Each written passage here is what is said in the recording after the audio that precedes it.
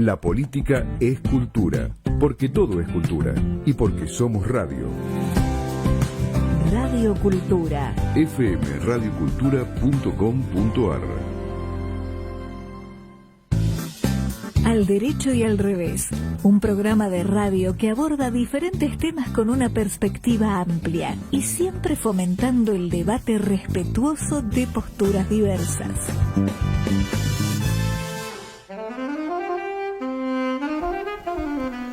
¿Qué tal? Buenas tardes, ¿cómo andan? Por supuesto, ¿quién podía estar hablando al aire cuando empezamos? Nuestra querida amiga Mercedes Jones. ¿Qué haces, Mercedes? Bueno, estaba acá conversando con el invitado de lujo y digamos, conversando anticipadamente. Sí, siempre hace lo mismo. Ella se hace el picnic en la previa se hace. Y nosotros con este sistema que hasta que no entramos al aire no podemos charlar con el invitado, estamos al horno. Buah. Programa número 376 de Al Derecho y al Revés. Nos pueden llamar al 3987-4117-4118, WhatsApp al 1155759133.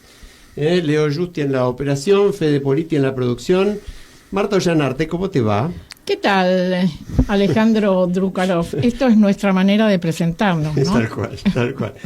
Pero además tenemos un regalito hoy, porque además del invitado tenemos nuestro corresponsal en Washington, que en vez de estar en Washington está sentado con nosotros.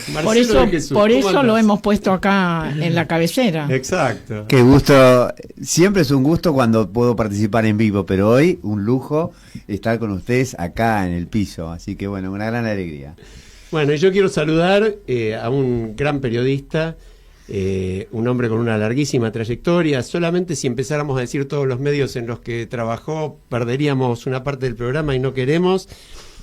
Jorge Sigal, además, escribió una novela que tenemos que recomendar, novela basada totalmente en hechos reales. Nosotros siempre recomendamos algún libro. Hoy vamos a empezar recomendando El día que maté a mi padre. Muy, muy fuerte, muy interesante. Jorge Sigal, bienvenido, ¿cómo andás? Hola, buenas tardes, un placer estar con ustedes, un gusto a todos. Y por supuesto también quería destacar también que Jorge fue durante 3 años secretario de Medios Públicos, de 2015 a 2018. De manera que entre eso, su actividad periodística, su actividad como editor, más su cargo a cargo de los medios públicos, es un hombre que entiende en serio el tema de medios. Y lo tenemos con nosotros para charlar de muchas cosas, pero yo quiero, Jorge, leerte una frase breve tuya. Si no se autorreprime, el fanatismo siempre aflora, es inevitable. Se mata en nombre de la vida, se encarcela en nombre de la libertad y se censura en defensa del bien común. Salvo los psicópatas, pocas personas aprietan el gatillo sin una buena excusa. Esta idea también la desarrollaste mucho en el libro que acabo de mencionar. Yo quería preguntarte, en este momento en que estamos metidos en esta trampa de la polarización, ¿no?, de la idea de que todo el que piensa distinto es un enemigo, ¿cómo hacemos para salir de eso? ¿Cómo hacemos para evitar el fanatismo? Bueno, esa pregunta me parece fundamental y de difícil respuesta, ¿no? Porque Amos Oz dice esto que yo tomo, que es que el fanatismo está adosado a la piel. Él dice que es un rasgo casi genético de los seres humanos, que tendemos hacia el fanatismo, hacia la creencia, porque eso nos da cierta tranquilidad, depositamos nuestro propio accionar en otras manos. Una ideología es un reemplazo de la religión, ¿no?, o una de las formas de la religión. Entonces, bueno, uno debería llegar a la conclusión que para poder superarlo hace falta primero ser consciente de que existe y segundo, hacer un esfuerzo muy grande para reprimirlo. La pregunta que vos me haces es complicadísima porque justamente uno de los rasgos de la época es justamente la polarización. Es buenos contra malos, categorías que son de por sí absolutamente inconvenientes para pensar en un sistema donde convivamos todos. Es decir, si yo parto de una caracterización previa de quiénes son los buenos y quiénes son los malos, primero tengo que excluir una parte. Eso llevado a llevado hacia el extremo, significa eliminar al otro. Y el sistema democrático que nosotros tratamos de imponer, que tratamos de autoimponernos, es exactamente lo contrario. Es decir, ¿cómo hago para vivir con el otro? ¿Cómo hago para vivir con el otro a pesar de las diferencias? Y esta es una obra de difícil construcción, muy difícil de construcción. Por eso los bandazos, por eso es mucho más sencillo bandearse hacia los extremos. Entonces me parece que ese que justamente es uno de los desafíos de estos tiempos contemporáneos tan complejos, ¿no? Durante años tuvimos la polarización entre izquierda y derecha, dos sistemas. Bueno, era una forma.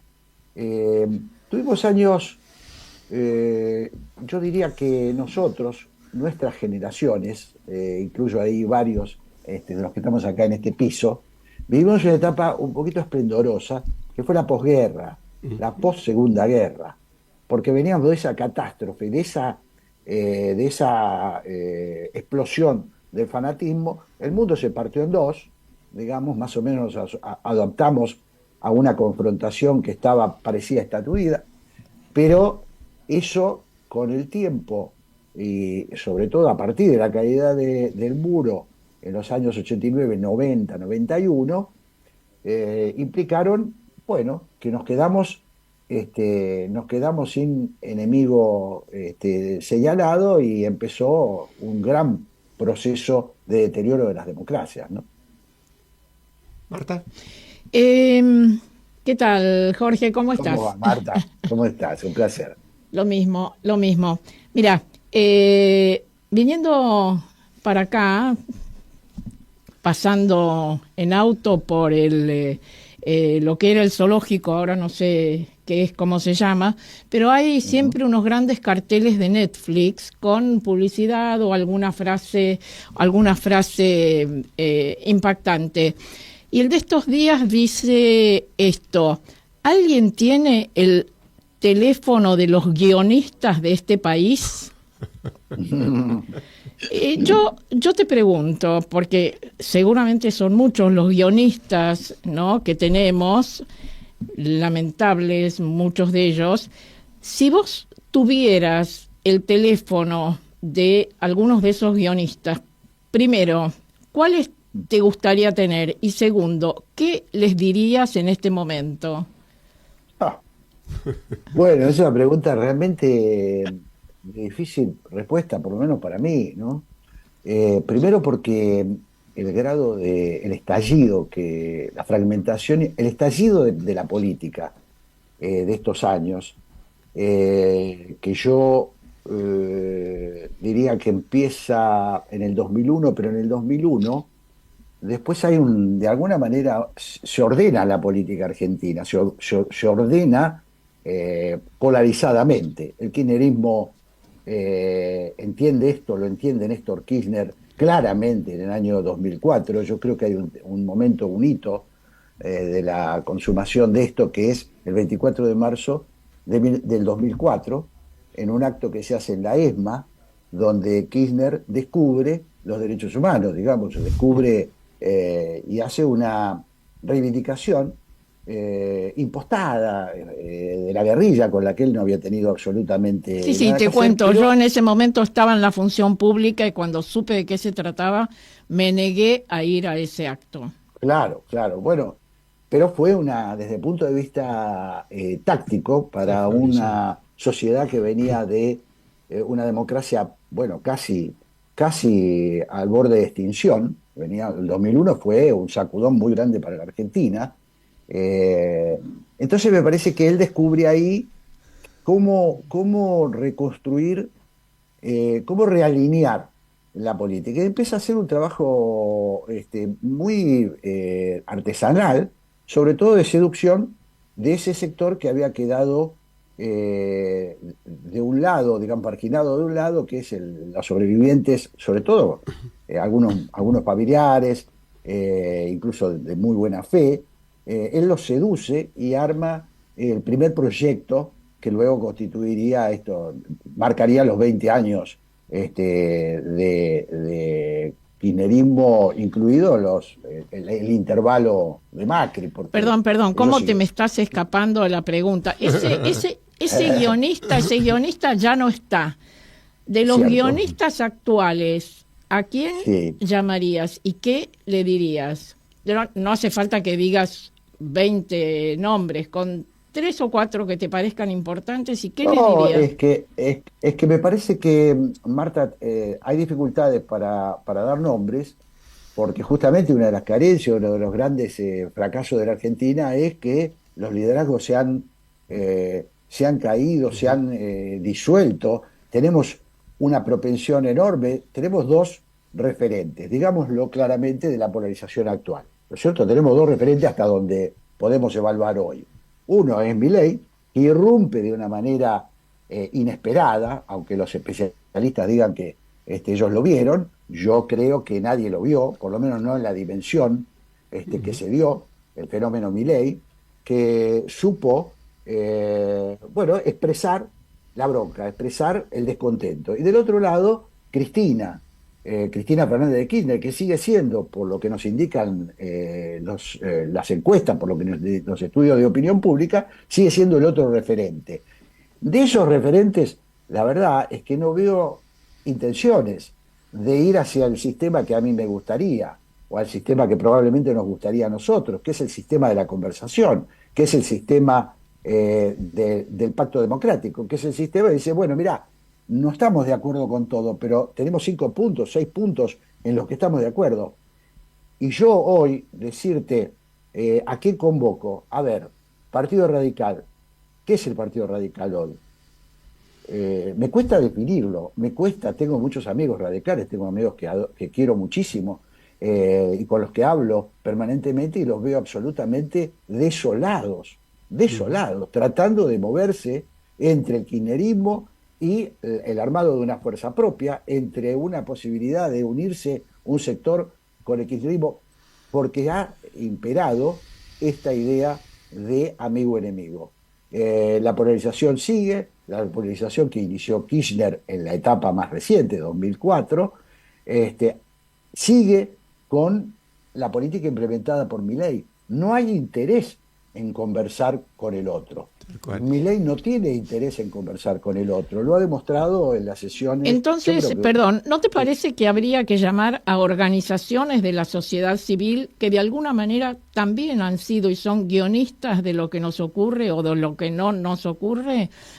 Si a mí me dijeran, yo llamaría a organizaciones de la sociedad civil y les diría, bueno, hay una enorme crisis, hay por consiguiente también una enorme oportunidad. Señores, señoras, pongámonos las pilas y hagamos algo con el conjunto de la ciudadanía. Bueno, y a partir de ahí una cantidad de cositas, pero bueno, nada, esta es mi idea. Vos sabés que en esa línea tenemos un comentario y un aporte de nuestro querido amigo Carlitos March, mira. Que viene muy al caso y que lo saluda también a Jorge. Así que escuchamos. Un abrazo para Carlos. Escuchamos el mensaje de Carlos. Jorge, para vos.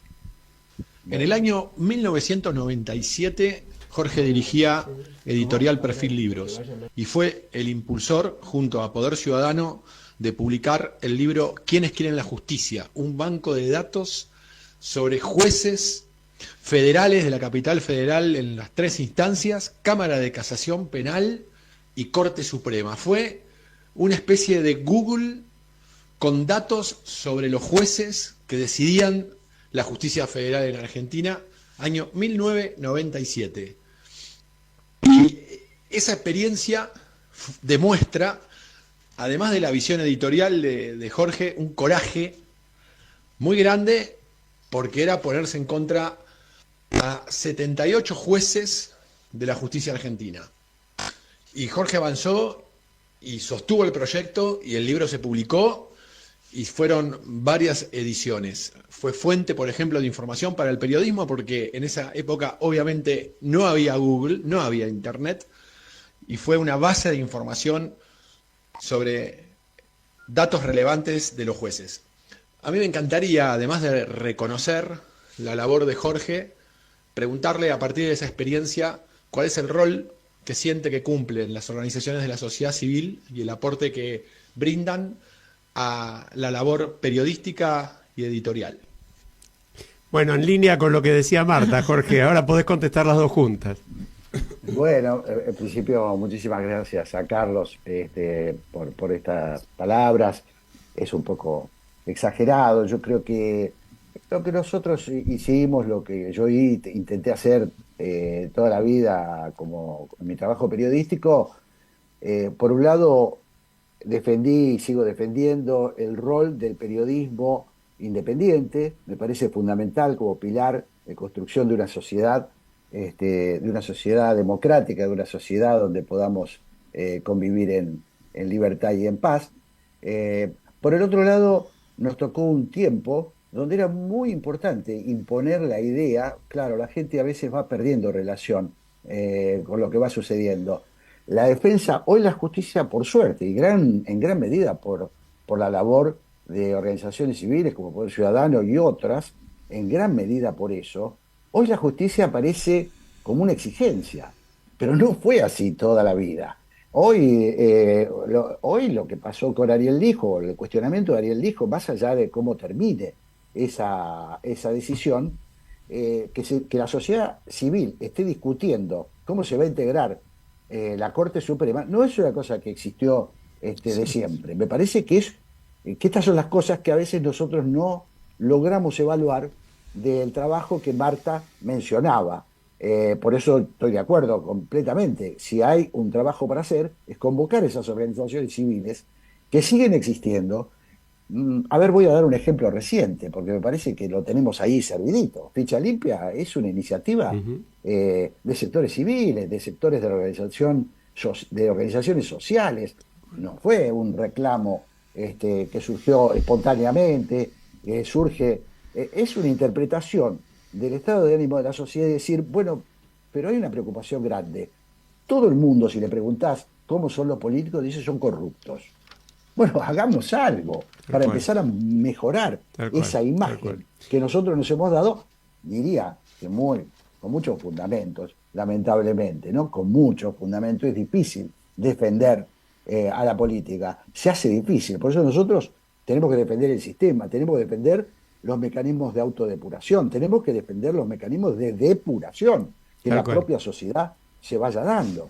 Pero no podemos desconocer que la política, bueno, están los escándalos recientes, ¿no? Yo insisto, para mí hay un hecho impresionante la semana pasada, la sesión que se cae de Ficha Limpia, en la semana, a los 4 días salta el caso de este senador que está detenido en Paraguay con $200.000. Bueno, que hay que explicar demasiado.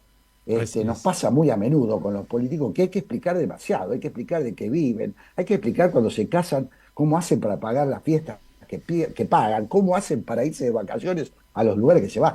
La gente no es tonta, parece tonta, pero no es tonta. Entonces, Mercedes. Sí, Jorge, yo te quería justamente llevar a una etapa y a un rol de tu vida importante que fue tu paso por el gobierno como funcionario.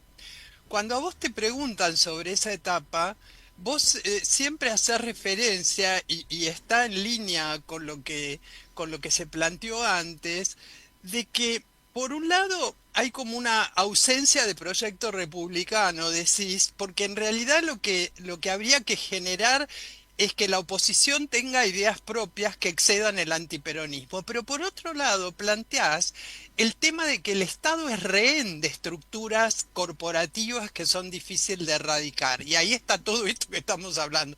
En este momento, pasado unos cuantos años de tu rol como funcionario, ¿cómo estás viendo estos dos dispositivos que vos considerás importantes, ¿no?, para la transformación? bueno, no veo cambios sustanciales favorables. Veo que hoy hay río revuelto.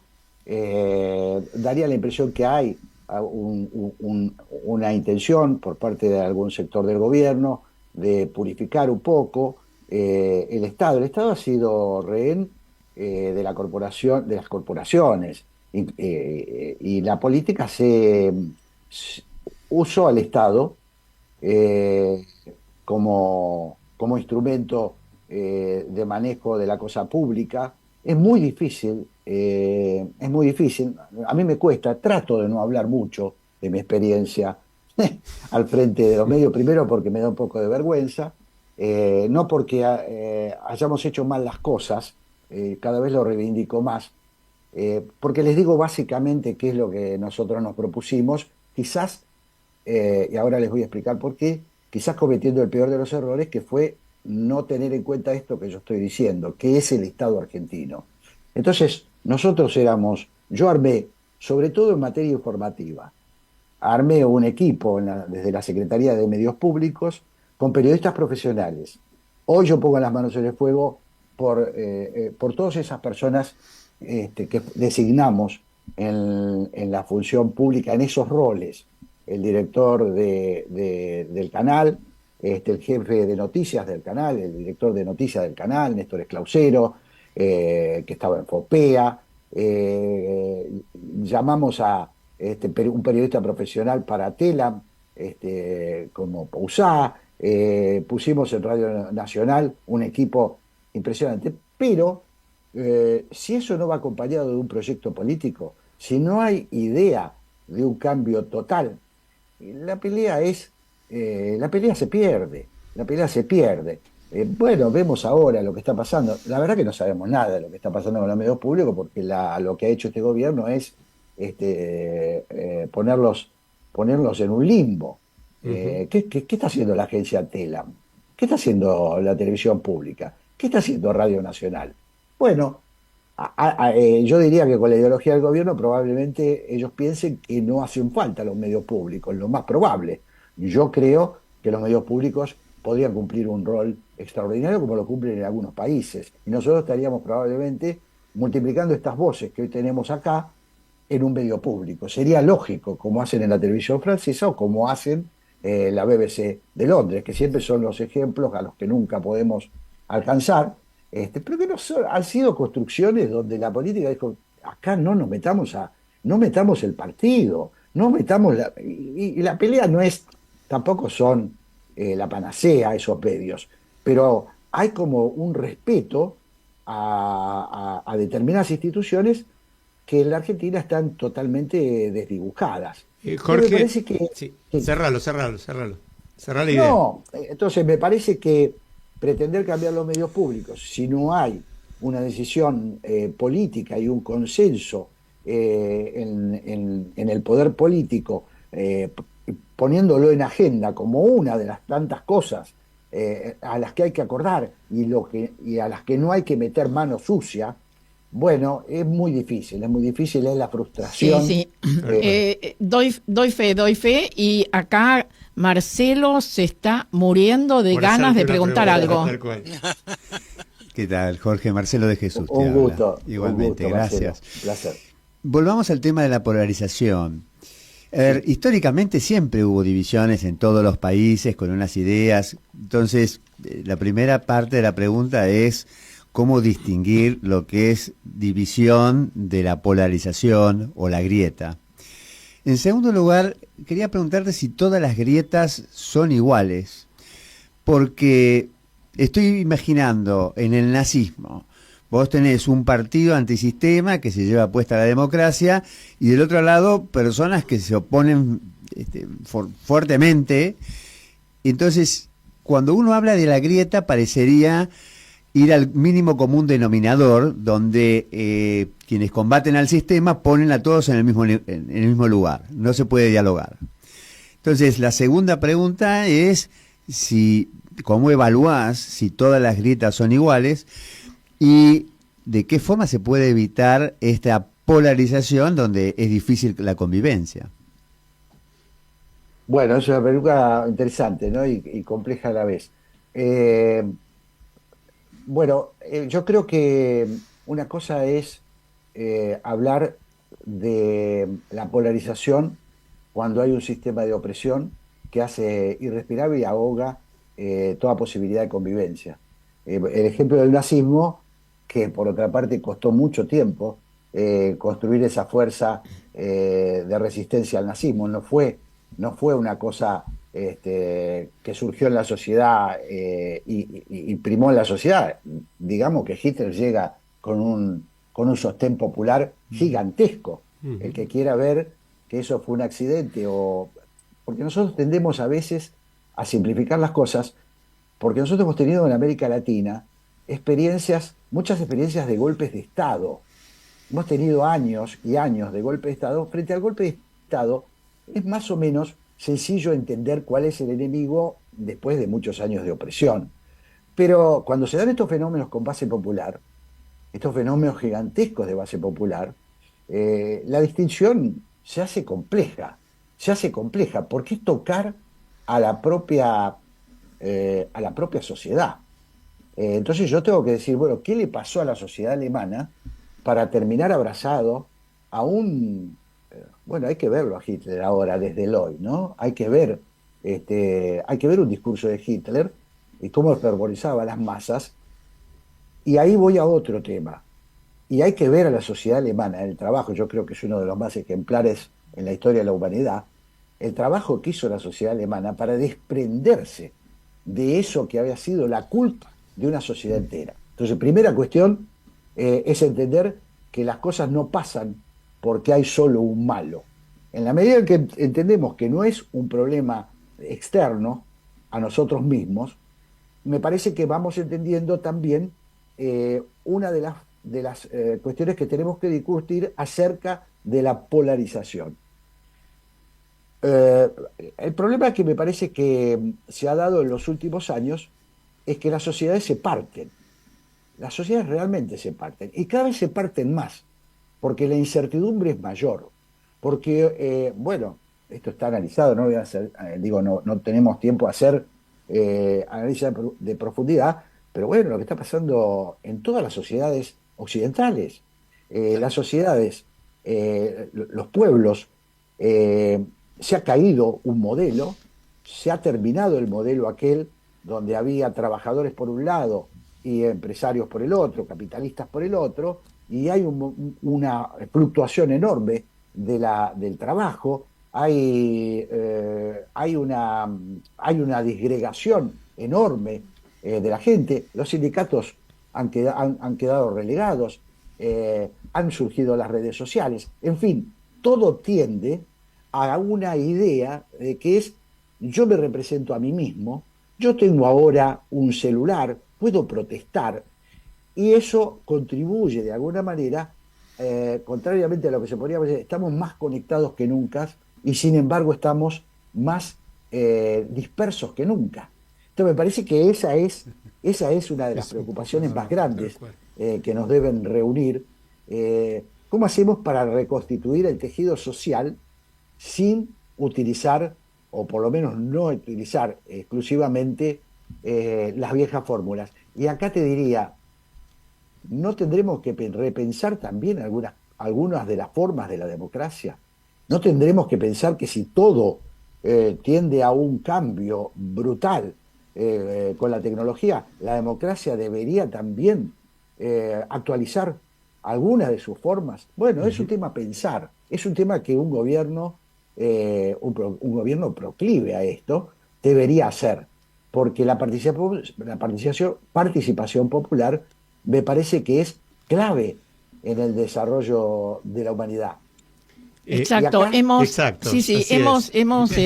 recomendado desde acá un par de veces el libro, no sé si lo habrás leído, Jorge, Gobernanza Inteligente para el siglo XXI, de dos autores americanos, que tiene incluso prólogo de Felipe González, y justamente plantean esto que vos estás diciendo, todo un temón para seguir desarrollando en próximos programas. Jorge Sigal, como siempre vos lo sabés igual que nosotros, el tiempo nos apremia. Claro. Es más, no nos queda... Queda pendiente para el próximo programa una pregunta que yo le quería hacer a Jorge. Bueno, pero sobre siempre... los jóvenes y la política, ¿no? Interesante. ¿Qué les diría él? Interesante. Sí, y yo también quería recomendar que googleen Seamos libres aunque nos cueste la libertad. Artículo de Jorge en La Nación de hace menos de un mes, sumamente interesante, ¿no? Y una frase de no es igual un cretino propio que uno ajeno, que me parece que hoy, parece que como que la hubieras escrito hoy, no hace un mes, ¿no? Mucho más a tono todavía. Jorge, Bueno, te agradecemos muchísimo tu participación en Al Derecho y al Revés.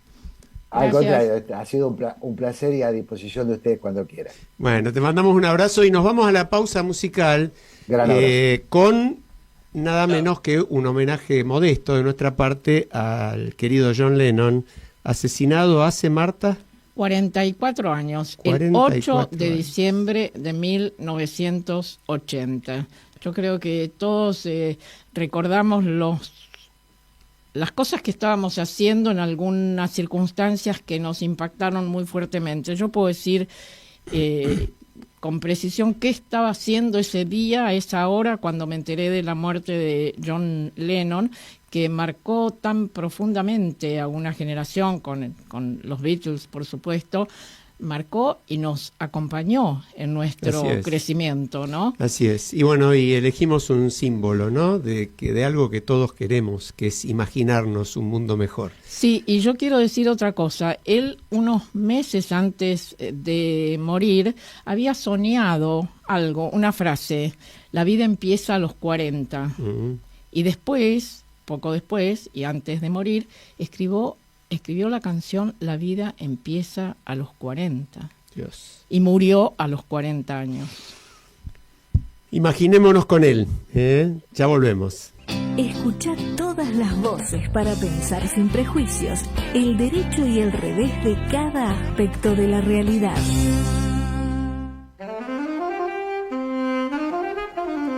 Estamos de vuelta. Y yo quiero repetir algo de la letra de Imagine. Dale, dale.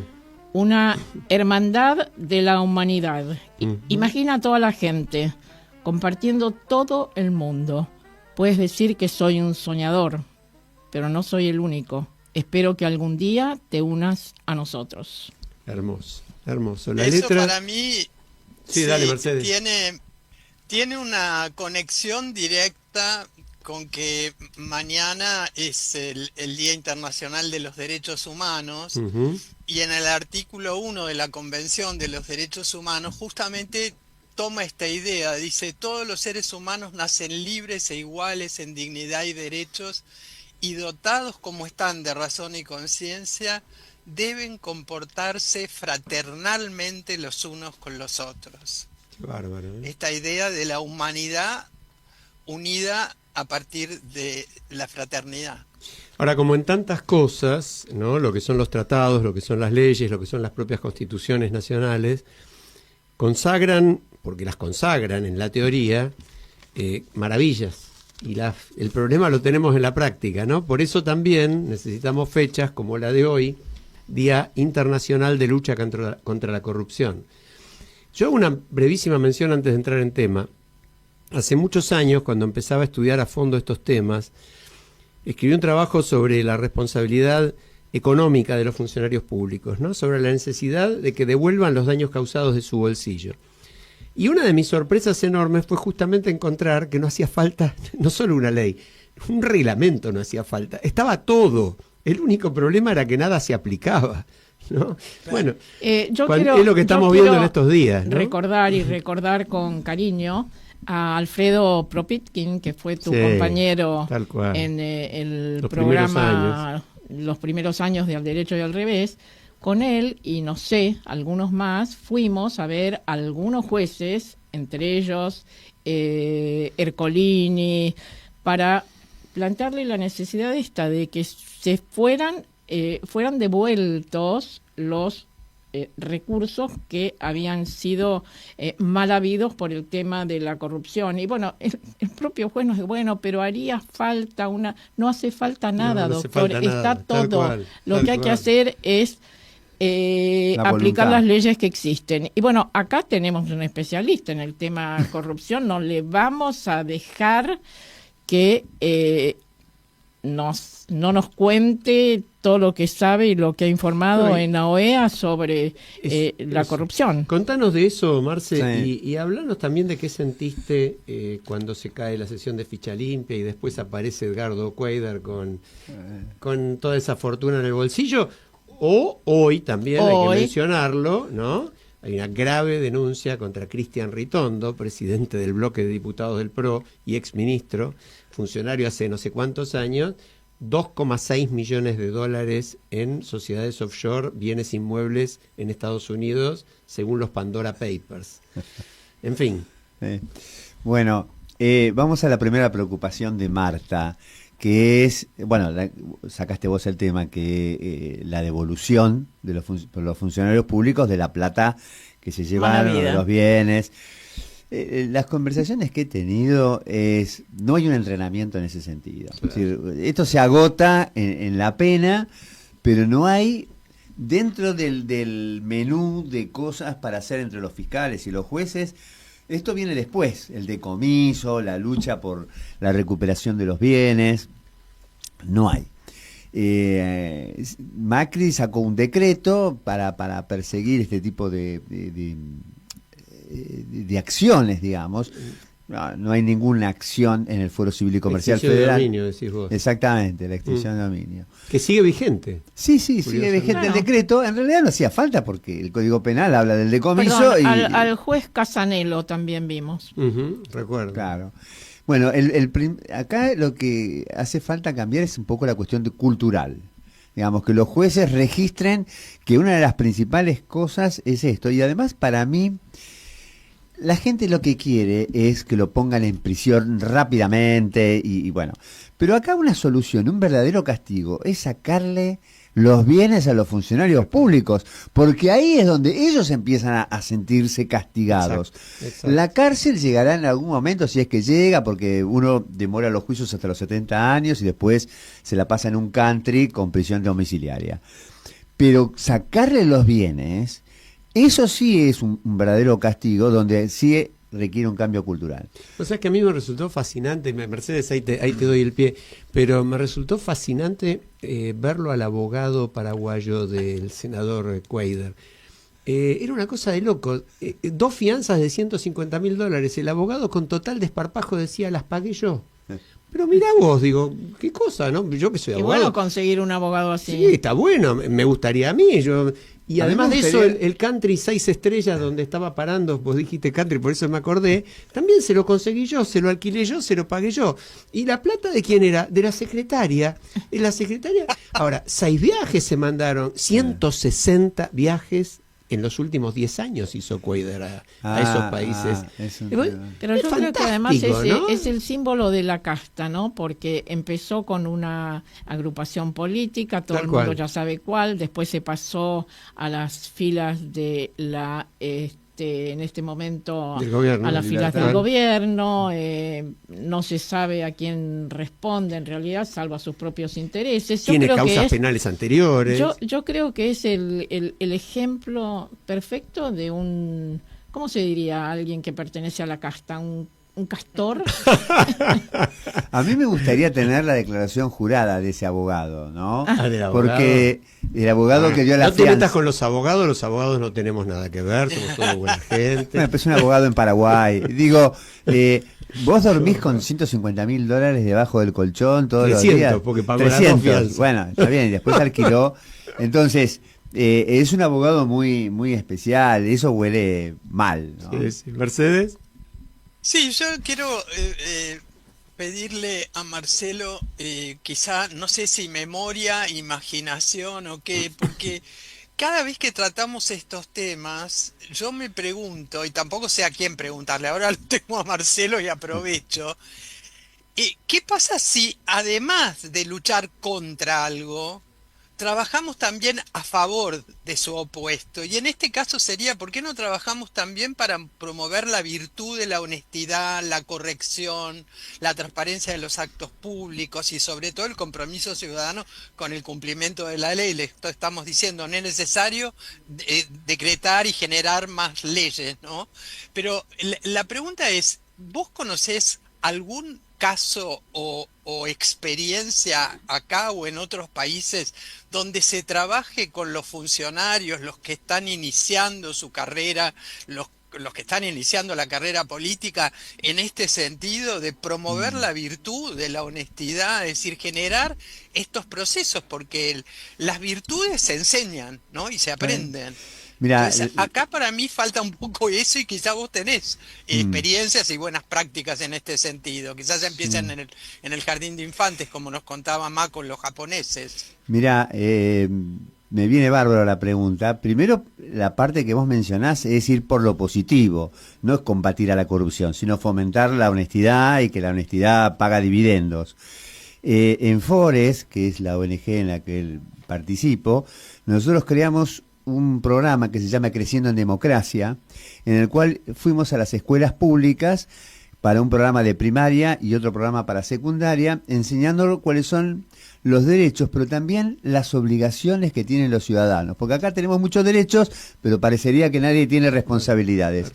Ese fue un programa exitoso que fue premiado por el World Justice Forum, con la Fundación Bill y Melinda Gates, y eso creo que es una de las cosas positivas. La otra tiene que ver con la Convención Interamericana contra la Corrupción, entre la auditoría que hizo, en el cual también participé haciendo una investigación. Ellos preguntaban si había capacitación para los funcionarios judiciales. Entonces, cuando yo entrevisté en el Consejo de la Magistratura y algunos jueces, me decían, nosotros tenemos capacitación, el Poder Judicial nos capacita. Y cuando yo les trataba de preguntar en qué los capacitaba, me decían en los temas que ellos manejan todos los días. Digo, pero no, la capacitación que pide la Convención es en cuestiones éticas. Claro. Ustedes tienen... por ejemplo, situaciones en las cuales existen conflictos de interés, situaciones dudosas, reciben una capacitación de cómo manejarse, qué tienen que hacer. Bueno, esa capacitación en la justicia argentina no existe. Qué bárbaro. No, bueno, tampoco existe para los que ingresan a la administración pública. No hay una escuela de administración del Estado como existe en Francia. En Exacto. Francia no podés ingresar a la administración pública si no pasaste por la Escuela de Administración del Estado. Ahora acá han impuesto este sistema de exámenes, no pasa, yo creo que no pasa nadie si empiezan a tomar ese examen, que además es simple, pero Marta, no pasa nadie. Te digo una cosa también, que esa es otra cosa, la improvisación es algo grave. Yo tuve acceso a los modelos de preguntas, vi las 20 preguntas sobre el tema institucional, administración financiera del Estado, procedimientos administrativos. Te diría que el autor de las preguntas no aprueba en la facultad. Es decir, son malas las preguntas. Claro. Y las respuestas, además, hay un 50% de las respuestas, está bien, es tipo multiple choice, que van descartadas de plano, y no está mal porque son multiple choice. Pero hay algunas respuestas que son las, entre comillas, correctas, que no se corresponden con la pregunta. Claro. No, es decir, no se puede hacer de golpe, ni improvisado, ni de la manera en que se hizo. Al pasar las preguntas, lo que se llama, cuando vos construís en multiple choice, vos tenés determinadas características, no es tenés distractores, Claro, tenés las cual. preguntas que son absurdamente, donde vos marcás, el que marca eso, Claro. es una persona que está totalmente No tiene idea, ese no tiene idea. Yo quería hacer un saludo antes de que nos olvidemos, de parte de todos los que aquí estamos presentes, para un amigo de Marta y mío desde ya, pero alguien a quien valoramos mucho, lo hemos nombrado muchas veces en el programa y la semana pasada también. Sabemos que fueron días muy duros para Gastón Marra y verdaderamente queremos decirle que seguimos con él, que además Ficha Limpia está cerca de aprobarse en dos provincias más. En otras provincias. En Córdoba y Río Negro. En otras provincias. Ya sí. está en tratamiento Vamos, para Gastón, aprobarse. vamos, Gastón. Y recordamos a la audiencia que Ficha Limpia existe para terminar con estos versos de que el temor de los tribunales provinciales, toda esa zaraza que se dijo para justificar la ausencia de los diputados oficialistas en la última, existe en Chubut y en Mendoza desde 2020. En Salta desde 2021, donde la Corte Suprema ha declarado su constitucionalidad. En Santa Fe, en San Juan y en Jujuy desde 2022. Y ahora puede ser que en Córdoba y Río Negro. De manera que, bueno, abrazo grande para Gastón. Sí, Muy claro bien. que sí. Sí, y no perder la esperanza, ¿no? De que esto va a suceder. Tal cual, tal cual. Yo quería citarles una frase a ver si adivinan de quién es. Alguien dijo en esta semana, parece que fue hace un mes, como siempre, pero fue esta semana: ahora si opinás lo del medio sos tibio, hasta me está gustando que me digan tibio, porque yo creo que el coraje está hoy en el centro, no en los extremos. Es fácil ser extremista, lo difícil es defender las uniones. ¿No lo dijo nuestro invitado? No, lo dijo alguien que es presidente. Luis Lacalle Pou, Exactamente. creo. Ah, claro. Sí, sí, yo lo Exactamente. leí y me quedé encantada porque, Claro, porque claro. es real. O sea, Divino. tenés que tener una valentía enorme para no ser extremista en estas épocas. Sí. Nuestro invitado Una sin duda valentía lo pudo haber enorme. dicho. Claro, por sin eso, duda. por eso. Hay algo parecido que dijo en alguna de las notas que le hicieron, pero sí, sí. Yo creo que es valentía en serio, ¿no? La Sí, sí, del sí. presidente uruguayo, Sí. que justamente cree en la convivencia, en la democracia, en la renovación, en el cambio que exige y vota la gente. Me está gustando ser tibio, dijo, sí. Me está sí. gustando Sí, lo ser que- tibio. Porque además, Lo- si sos frío, te morís de frío. Si sos caliente, tibio Te es un incendiás, buen- te incendiás. Me Pero encantó. creo que está muy conectado con esto que de la propia vida de nuestro invitado, de Jorge Sigal, porque él tuvo la valentía de oponerse al aparato político del comunismo y decir, no estoy de acuerdo con esto. Es decir, Exacto. y fue llamado traidor. O sea, también para oponerse tenés que animarte a que te tiren con tomates, como mínimo, ¿no? ¿Y sabés qué, La Mercedes? gente no está dispuesta a bancar para sostener una idea o un valor, el tener agresiones en las redes y No, demás, y ¿no? yo quiero hacer ese reconocimiento a Jorge Sigal desde ya, pero a tantos otros periodistas, como Jorge Sí. Fernández Díaz, como Claudio Jacqueline, como Jorge Sí, sí, Liotti, sí, sí. como Carlos Pañi, como Joaquín Morales Solá, que dicen exactamente lo mismo que decían hace un año. No les importa que el gobierno de turno haya cambiado y hayamos pasado de la izquierda a la derecha o del populismo de izquierda al populismo de derecha. La democracia es la democracia, los derechos son los derechos, la libertad de prensa es la libertad de prensa, y está bárbaro que así sea, ¿no? Exacto. Bueno, ¿qué va a Me quedé, pasar con las... perdón, Marta, sí. quería nombrarlo, pensé que vos lo ibas a nombrar.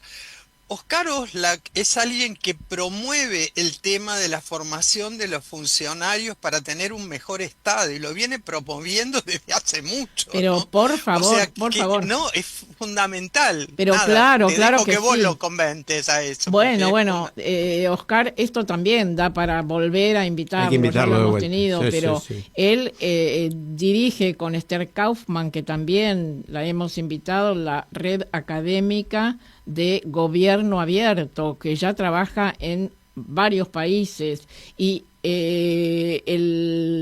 la ambición es mucho más que un gobierno abierto, es un Estado abierto. Y Oscar tiene un programa para reinventar el Estado, es decir, no hacer un Estado chiquitito y echar a muchísimos porque hay estados grandes que funcionan bien, tampoco hacer un Estado que no tenga que ver con nuestra cultura, sino hacer un Estado que sea eficiente, Así es. sea eficiente, ni Exacto. grande ni chico, lo que sea necesario, pero eficiente. Ya que lo tenemos a Marcelo, si les parece, ha habido un tema muy, muy tremendo en Estados Unidos hace pocos días, el asesinato en pleno centro de New York del CEO de una de las empresas más importantes de seguros de salud de allí. Un hombre de 50 años fue asesinado de balazos. En las balas se encontraron leyendas que aparentemente indicaban, digamos, reclamo, no podríamos llamar reclamo a balas de un asesinato, pero repudio a las demoras y a las dilaciones y a las maniobras de esa compañía para no pagarle a sus asegurados. Pero a raíz de eso, y yo te preguntaba, Marce, te lo pregunto al aire, ¿es tan grave el tema de salud? Porque uno lee las notas que se escribieron sobre eso y escuchaba, no sé, que una operación de menisco sale $75.000. ¿Puede ser un disparate así?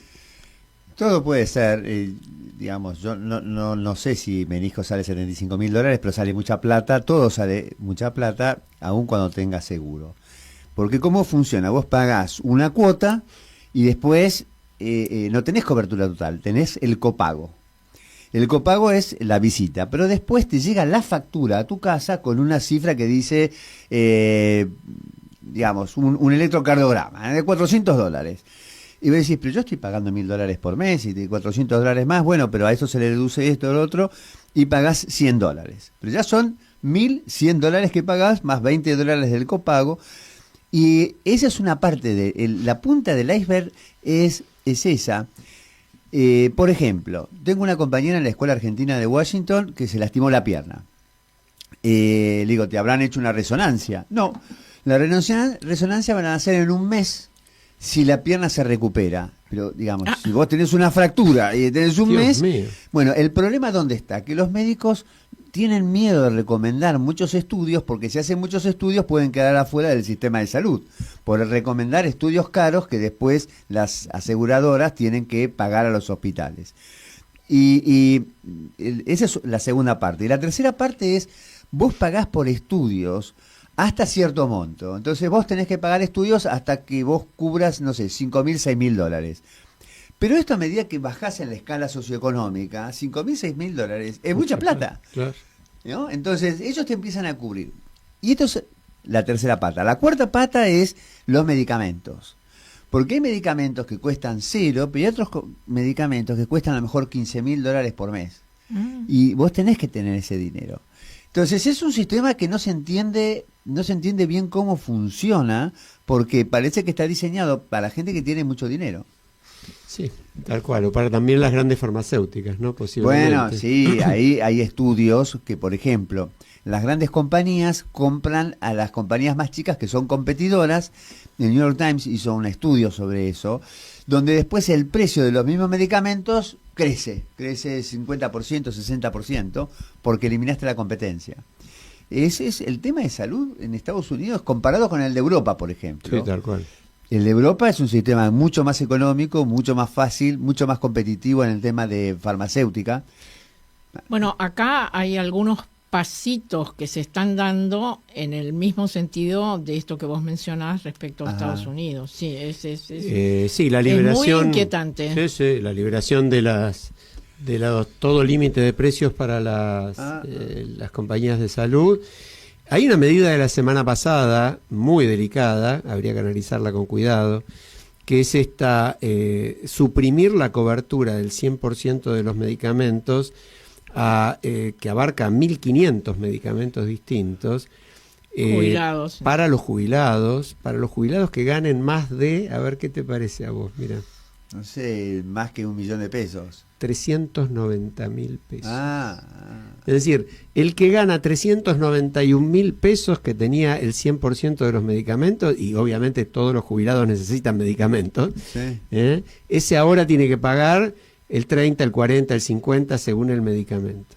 Y a eso se agrega, algo que yo creo que apuntaba Marta también a eso, es que una cantidad de medicamentos que estaban cubiertos por las obras sociales en general, a partir de ahora se consideran de venta libre. Sí. Con lo cual no los cubren las obras sociales. Por ejemplo, no sé si por ahí no estoy acertado, pero hasta creo que los omeoprazoles estaban en esa línea, ¿no? No hay sé que investigar un poco. Pero sí, hay que investigar porque es inquietante esto. Dale, Marcelo. Yo le quería preguntar a Marcelo si efectivamente esta idea que salió en los diarios de que la estrategia de las compañías de seguro es retrasar, negar, defender, que sucede mucho con las obras sociales y prepagas en Argentina, que tenés que anteponer todo tipo de recursos legales para que te cubran una prótesis o lo que sea, ¿es algo que está efectivamente estudiado y es un hecho o es, no sé, leyenda urbana? ¿Cómo lo ves vos, por lo menos en Estados Unidos? El tema de los pagos después a los médicos, a los sanatorios, ¿qué era lo que te preocupaba especialmente? No, en realidad esta cuestión de que las compañías de seguro no pagan esto que vos estabas planteando al principio, ¿no? Lo que uno en última instancia mensualmente o con su seguro está abonando, luego no lo tiene como servicio. Y entonces se plantea que las compañías de seguro tienen una estrategia de retrasar, de negar y de defender, llamémoslo así, el no pago, ¿no? Sí. Si esto es así, tan radicalmente negativo o es algo exagerado. No hay tanto retraso en el pago que yo conozca, pero sí se puede dar. Lo que pasa es que el sistema de facturación es bastante lento. Por ejemplo, vos vas a atenderte y a vos la factura te llega a los 60 días. Acá en Argentina, si tenés una que pagar, lo pagás en efectivo, lo pagás enseguida. Allá tenés un sistema bastante retrasado y todo el sistema funciona con la misma lógica. Así que lo que es de alguna forma desfavorable para el prestador también es algo favorable para el consumidor. Pero te llega la factura igual, ¿eh? Es un problema. Perdón, ya nos queda un minuto, pero quería muy rápidamente leer un texto que Oleksandra Matvichuk, difícil de pronunciar, Premio Nobel de la Paz 2022, directora del Centro de Libertades Civiles de Ucrania, le envió a los defensores de los derechos humanos en Siria. No tenemos tiempo de hablar de Siria, sabemos que es un horror, ha caído una dictadura siniestra de más de 50 años y nadie sabe lo que vendrá. Pero me parece que este texto de la Premio Nobel 2022 les dice: no puedo ni imaginarme lo que deben estar sintiendo ahora mismo mis compañeros defensores de los derechos humanos de Siria. Durante años han estado documentando los crímenes más horrendos, atrocidades tan comunes que han desaparecido de las portadas de los periódicos internacionales y los noticieros de televisión. Ahora por fin tienen una oportunidad de obtener justicia que ganaron con mucho esfuerzo. Pero tener una oportunidad no significa que la justicia está garantizada. Tenemos por delante enormes desafíos. El problema de las dictaduras es que destruyen fundamentalmente las instituciones sociales y dejan un desierto estéril en lugar de la sociedad civil. Siria se encuentra ahora ante un estrecho corredor. Desde el fondo de mi corazón deseo al pueblo de Siria la fuerza para transitarlo, para lograr la independencia y la libertad. Son los cimientos del desarrollo sostenible y la prosperidad en cualquier sociedad. Menciona la solidaridad de los sirios con Ucrania después de la invasión y termina diciendo: qué maravilloso es recibir respuestas como: espero darle la bienvenida pronto en mi ciudad Damasco. Pequeño homenaje nuestro en el Día de los Derechos Humanos, que es mañana. Sí, muy bueno. Buenísimo. Nos estamos yendo, nos echan. Hasta la semana que viene. Un abrazo grande para todos.